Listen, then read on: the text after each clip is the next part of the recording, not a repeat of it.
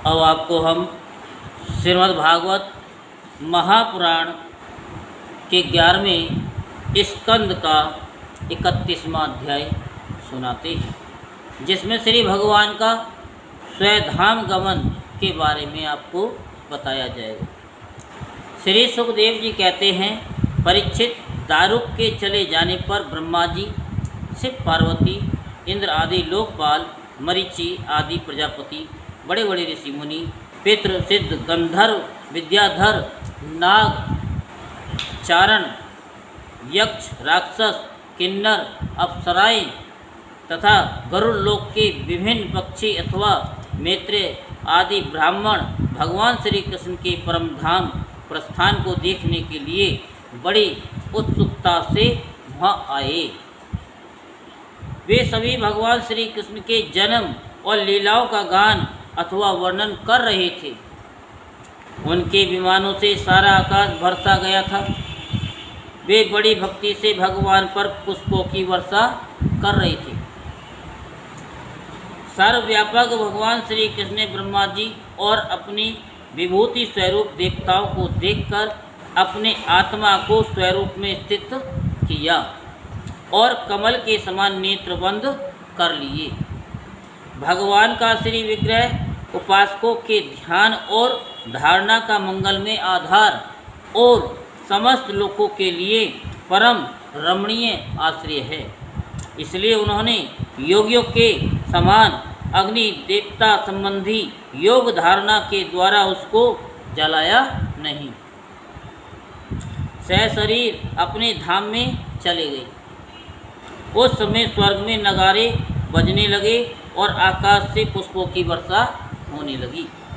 परीक्षित, भगवान श्री कृष्ण के पीछे पीछे इस लोक से सत्य, धर्म, धैर्य, कीर्ति और श्री देवी भी चली गई।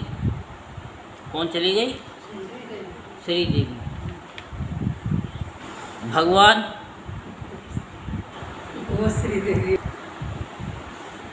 तो भगवान श्री कृष्ण की गति मन और वाणी के परे है।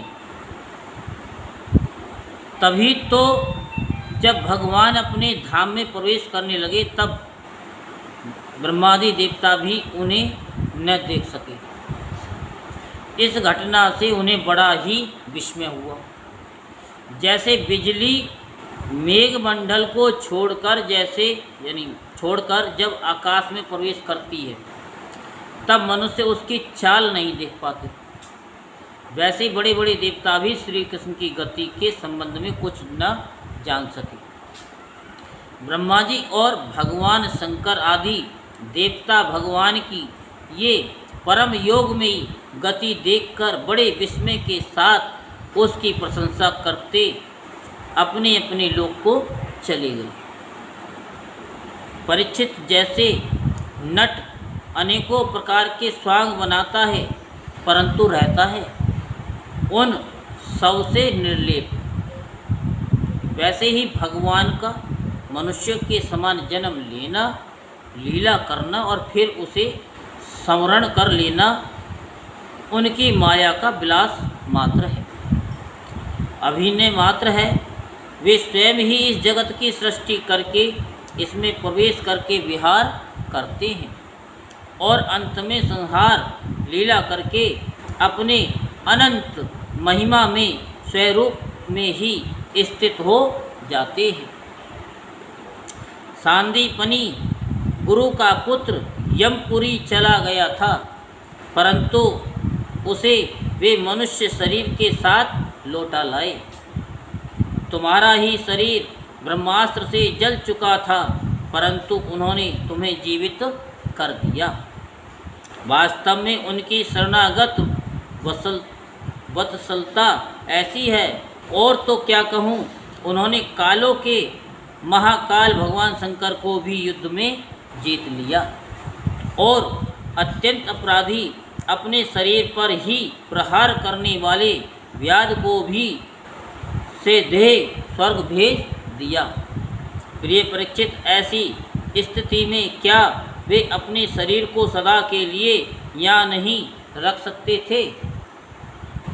अवश्य ही रख सकते थे। यद्यपि भगवान श्री कृष्ण संपूर्ण जगत की स्थिति, उत्पत्ति और संहार के निरपेक्ष कारण हैं और संपूर्ण शक्तियों के धारण करने वाले हैं, तथापि उन्होंने अपने शरीर को इस संसार में बचा रखने की इच्छा नहीं की। इससे उन्होंने ये दिखाया कि इस मनुष्य शरीर से मुझे क्या प्रयोजन है। आत्मनिष्ठ पुरुषों के लिए यही आदर्श है कि वे शरीर रखने की चेष्टा न करें। जो पुरुष प्रातःकाल उठकर भगवान श्री कृष्ण के परम धाम गमन की इस कथा का एकाग्रता और भक्ति के साथ कीर्तन करेगा, उसे भगवान का वही सर्वश्रेष्ठ परम पद प्राप्त होगा। इधर दारुक भगवान श्री कृष्ण के विरह से व्याकुल होकर द्वारका आया और वसुदेव जी तथा उग्रसेन के चरणों पर गिर गिर कर उन्हें आंसुओं से भिगोने लगा। परीक्षित उसने अपने को संभालकर यदुवंशियों के विनाश का पूरा पूरा विवरण कह सुनाया। उसे सुनकर लोग बहुत ही दुखी हुए और मारे शोक के मूर्छित हो गए। भगवान श्री कृष्ण के वियोग से बेहाल होकर वे लोग सिर पीटते हुए वहाँ तुरंत पहुँचे जहाँ उनके भाई बंधु निष्प्राण होकर पड़े हुए थे। देवकी, रोहिणी और वसुदेव जी अपने प्यारे पुत्र श्री कृष्ण और बलराम जी को न देखकर शोक की पीड़ा से बेहोश हो गए। उन्होंने भगवत विरह से व्याकुल होकर वहीं अपने प्राण छोड़ दिए। स्त्रियों ने अपने अपने पतियों के शव पहचान कर उन्हें हृदय से लगा लिया और उनके साथ चिता पर बैठकर भस्म हो गईं। बलराम जी की पत्नियाँ उनके शरीर को, वसुदेव जी की पत्नियाँ उनके शव को और भगवान की पुत्र वधुएं अपने पतियों की लाशों को लेकर अग्नि में प्रवेश कर गईं। भगवान श्री कृष्ण की रुक्मणी आदि पटरानियाँ उनके ध्यान में मग्न होकर अग्नि में प्रविष्ट हो गईं। परीक्षित अर्जुन अपने प्रियतम और सखा भगवान श्री कृष्ण के विरह से पहले तो अत्यंत व्याकुल हो गए। फिर उन्होंने उन्हीं के गीतोक्त सद उपदेशों का स्मरण करके अपने मन को संभाला। यदुवंश के व्रत व्यक्तियों में जिनको कोई पिंड देने वाला न था, उनका श्राद्ध अर्जुन ने क्रमश विधि पूर्वक करवाया। महाराज, भगवान के न रहने पर समुद्र ने एकमात्र भगवान श्री कृष्ण का निवास स्थान छोड़कर एक ही क्षण में सारी द्वारिका डुबो दी। भगवान श्री कृष्ण वहाँ अब भी सदा सर्वदा निवास करते हैं।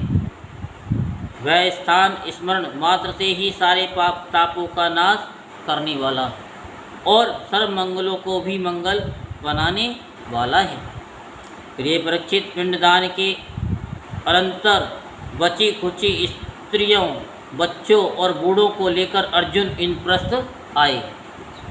वहाँ सबको यथायोग्य बसाकर अनिरुद्ध के पुत्र वज्र का राज्य अभिषेक कर दिया। राजन, तुम्हारे दादा युधिष्ठिर और पांडवों को अर्जुन से ही ये बात मालूम हुई कि यदुवंशियों का संहार हो गया। तब उन्होंने अपने वंशधर तुम्हें राज्य पद पर अभिषिक्त करके हिमालय की वीर यात्रा की। मैंने तुम्हें देवताओं के भी आराध्य देव भगवान श्री कृष्ण की लीला यानी जन्म लीला और कर्म लीला सुनाई। जो मनुष्य श्रद्धा के साथ इसका कीर्तन करता है वह समस्त पापों से मुक्त हो जाता है। परीक्षित, जो मनुष्य इस प्रकार भक्त, भयहारी, निखिल, सौंदर्य, माधुर्य निधि श्री कृष्णचंद्र के अवतार संबंधी रुचिर पराक्रम और इस श्रीमद् भागवत महापुराण में तथा दूसरे पुराणों में वर्णित परमानंदमयी बाल लीला, किशोर लीला आदि का संकीर्तन करता है। वह परमहंस मुनिंद्रों के अंतिम प्राप्तव्य श्री कृष्ण के चरणों में पराभक्ति प्राप्त करता है। यही श्रीमद्भागवत महापुराण के 11वें स्कंद का 31वां अध्याय और 11वां स्कंद संपूर्ण होता। बोलो वृंदावन बिहारी लाल की जय, बोलो बांके बिहारी लाल की जय।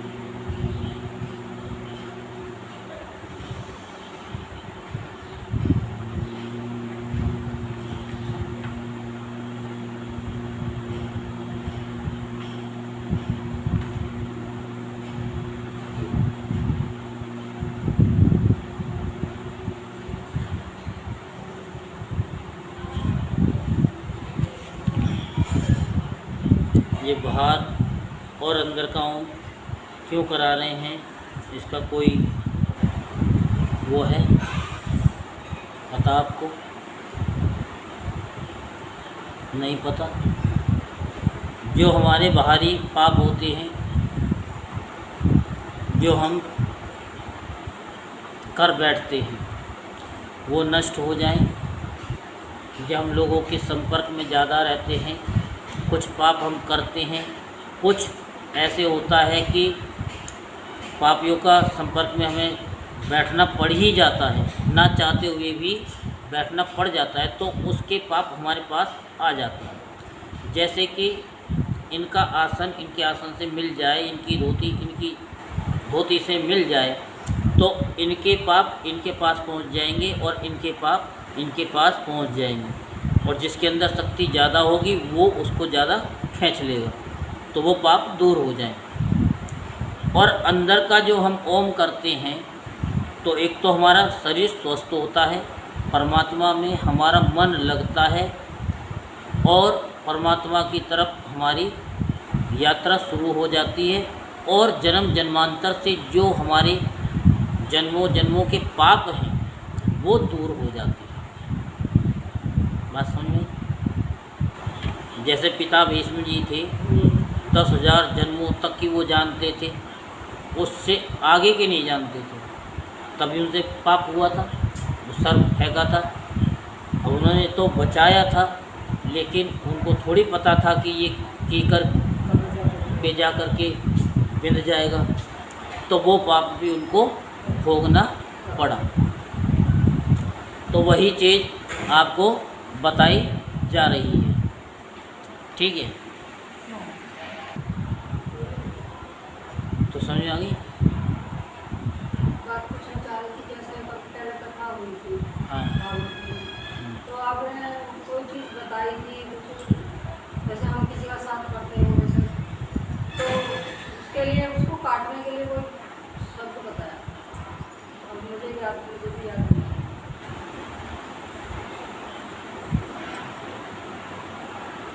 बता देंगे कथा के माध्यम से, रोज़ याद दिलवाना, वो चीज़ भी बता देंगे, ठीक है?